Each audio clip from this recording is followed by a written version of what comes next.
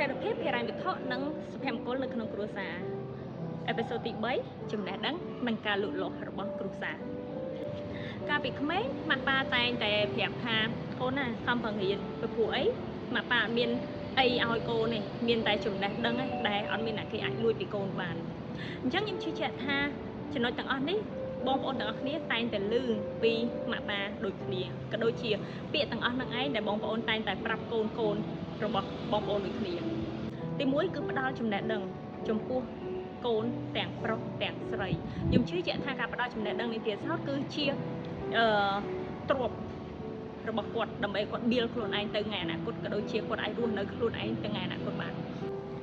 ទី2 lead by example មានន័យថា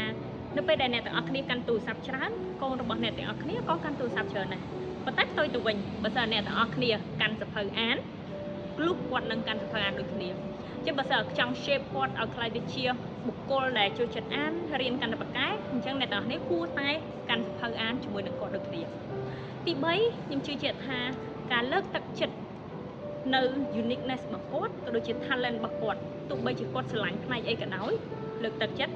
គាំទ្រគាត់ឲ្យគាត់ grow នៅក្នុងអ្វីដែលគាត់មាន talent ឯងចឹងចំណុចទាំងអស់នេះខ្ញុំជឿជាក់ថាបងប្អូនមានអស់ហើយប៉ុន្តែប្រហែលជាអត់បាន reflect ទេឬក៏ពេលខ្លះភ្លេចខ្លួនចឹងខ្ញុំសង្ឃឹមថាចំណុចទាំងអស់នេះអាចជួយបងប្អូនទាំងអស់គ្នាបានដើម្បី build your family better តោះចាប់ផ្ដើមរចនាជីវិតទាំងអស់គ្នា